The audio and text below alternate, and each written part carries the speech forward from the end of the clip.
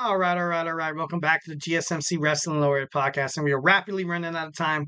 I got my boy Emran Soccer podcast. If you're a huge fan of football, not Americano, but of soccer, so make sure you tune into his podcast starting in about 18 minutes. So make sure you get geared up for that. Just kind of reflect on what we talked about. We also talked about our Monday Night Raw review. We had our WWE NXT Great American Bash preview. We talked about the top 10 men and the top 10 women in the professional wrestling industry this week. And we're going to move on to Tuesdays today in wrestling history. So without further ado, let's go ahead and do it. Now we're going to 1985 at a taping at the WWF Primetime Wrestling in Poughkeepsie, New York. You had Elizabeth Hallett makes her WWF debut as the manager of Randy Savage. Miss Elizabeth, as she would be known for, was the real wife of Randy Savage. The debut was shown on television on August 24th. In 1998, the IWAMS Extreme Heaven was held at Shaki's Bar in Louisville, Kentucky. On the show, you saw Ian Rotten defeat Billy Joe Eaton to win the IWMS Heavyweight Championship. And later, you saw Adam Pearce beat Cashflow to become the IWAMS Light Heavyweight Champion. It would be interesting to see them bring back the light heavyweight championship. Would be pretty interesting. I've, always kind of, pushed for two championship titles, the women's intercontinental and also the cruiserweight. I definitely think that, the cruiserweight division should have never left the WWE. Definitely, especially with, TKO Group Holdings taking over.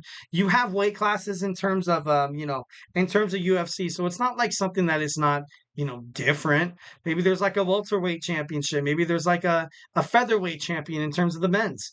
But, it's just I feel like get rid of that title left so many talent. You had T.J. Perkins, you had Brian Kendrick, you had Tony Nese, you also had Rick Swan, you had Neville, you also had who else was on there that was pretty awesome to watch? Cedric Alexander, Mustafa Ali, just a lot of impressive dudes. And getting rid of 205 Live, I feel like was one of the biggest mistakes of WWE, being brutally honest. Now you kind of have WWE speed, which is, in my opinion, I don't like it. I think it's trash.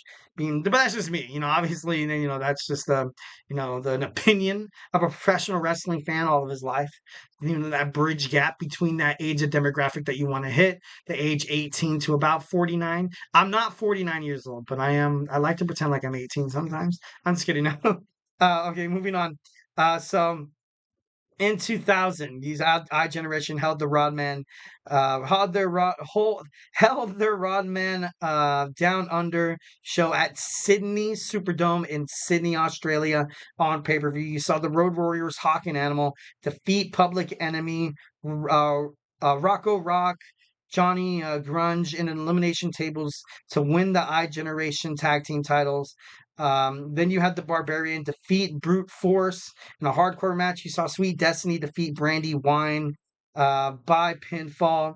And you had a one-man gang defeat Tatanka to win the iGeneration Australian Championship. Tatanka won the title 2 days earlier and would win it again just 4 days later. Kurt Hennig retained the iGeneration World Heavyweight Championship against basketball star Dennis Rodman in an Australian Outback match by disqualification. Hennig would lose the then title to the Barbarian 3 days later, but would win it back a day after that. Damn, a lot of titles go a lot of back and forth. That's crazy. In 2001, on an episode of WWF Monday Night Raw in Philadelphia, Pennsylvania, Booker T defeated Kurt Angle in a no disqualification match to become the WCW World Heavyweight Champion for the fifth and final time. Also on the show, WWF Light Heavyweight Champion X-Pac beat WCW Cruiserweight Champion Billy Kidman to take control of both titles. In 2003, at the OVW TV taping in Louisville, Kentucky, Damaja defeated Doug Basham in a loser leaves OVW match to win the OVW heavyweight title, forcing Basham to leave the company. He would turn up in the WWE not long after. He's part of the Basham brothers with, JBL's cabinet with Orlando Jordan, Orlando Jackson. Is that a baseball player? I could be wrong. Orlando Jordan, also Jillian Hall. I remember watching that. I was a huge fan of, what JBL, kind of did when he came back. I thought that was pretty cool and everything that. In 2005, the FWA Live in Morecambe was held in Morecambe Dome in England. On the show, Ross Jordan defeated Spud to win the FWA flyweight title in 2005. The CZW Tournament of Death for number 4 explicit content was held in Newcastle, Delaware. Necro Butcher was the overall winner, and as such was awarded the CZW Ultraviolet Underground Championship belt. Damn, that's a mouthful right there.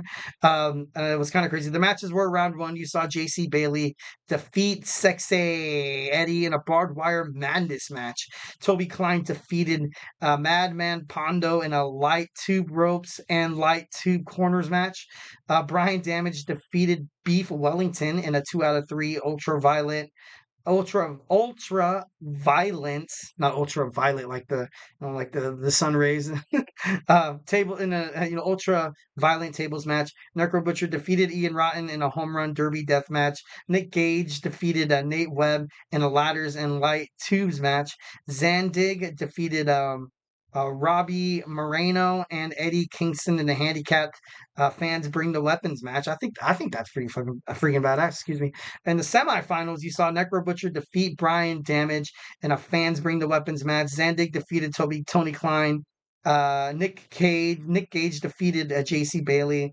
And then in the finals, you saw Necro Butcher defeat Zandig and Nick Gage in a triple threat ultra violent boxes, barbed wire, canvas, light tubes, squared circle of fear, and whatever the F is left elimination death match.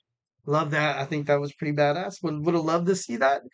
In the CZW in 2014, Dojo Wars 6 was held in Blackwood, New Jersey. In the main event, you saw Joe Gacy pin Shane Strickland to win the CZW Wired TV title. Pretty badass, pretty cool. In 2016, on day 5 of Noah NTV G Plus Cup Junior Heavyweight Tag Team League at Korakuen Hall in Tokyo, Japan. You saw Takahashi Sagiri defeat Go Shigazaka in the main event to become the GHC Heavyweight Championship.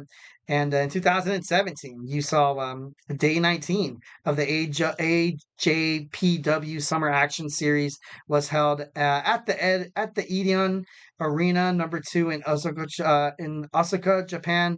On the show, you saw Tajiri win the AJPW World Junior Heavyweight title after beating Hokuro Saito. Dang, a lot of crazy stuff. That wasn't really WWE that happened today. Kind of crazy, but it has to be talked about. Akiri won in 2019. Akiri won the Tokyo World Heavyweight title when he defeated Kaz Hayashi at the Tokyo Gruntai Tokyo Carnival in Japan. Notable birthdays today. We have Marco Stunt, Forastero, John Walters, and also El Brazo. El Brazo. I gotta be honest, not really a crazy, a cup of tea in terms of today's in wrestling history. Gotta be honest, I never really was a fan of New Japan Professional Wrestling or any other wrestling besides WWE until probably 8 months ago or something like that. But it's obviously still deserves a lot of respect, deserves a lot of attention. These guys are going out there putting their bodies on the line, so it's something that we should honor with all our hearts, souls, and wrestling spirits. Well, guys, that was my show. Hope you guys liked it. Thank you so much for tuning in to the GSMC Wrestling Laureate podcast, brought to you by the GSMC Sports Network. Just remember the Superman punch that like and subscribe button to the show. Also follow, subscribe to the show and also the GSMC Sports Network. Remember, I am live here Monday through Friday, 8 p.m. Pacific time, 11 p.m. Eastern time, talk about all things professional wrestling. And make sure you follow us on, Twitter/X, TikTok, Instagram, and Facebook for more content and updates. And like I always say, if I haven't made you a wrestling fan by now, we have football right around the corner, college football with my boy Tommy. We have the Chit Shot Football podcast with Manny, the GSMC Football podcast with Kenneth. We also have my boy Nelson with the GSMC Basketball podcast.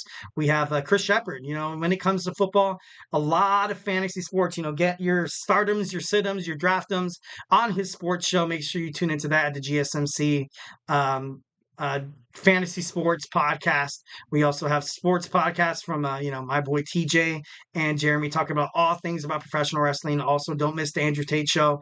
Everything about sports, everything in terms of entertainment, you can find it on that amazing electric podcast. And remember to tune into Sam's podcast too. I was on Sam's podcast, the baseball podcast.